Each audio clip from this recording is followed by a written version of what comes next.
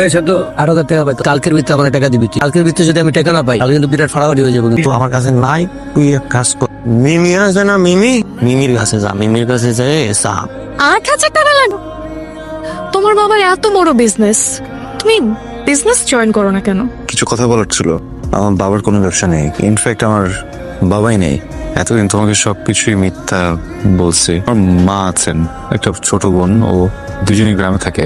আমি এখানে যে টিউশনি গুলো করাই, ওই টাকাগুলো খরচ করি না, ওগুলো বাড়িতে পাঠিয়ে দিই। যে মেসে থাকি ওখানে যে মিল খাবো 3 বেলা, ওইটার টাকাটাও থাকে না। তুমি এতদিন আমাকে মিথ্যা কথা বলছো, এত মিথ্যা কথা বলার পর আবার তুমি টাকা নিছো আমার থেকে।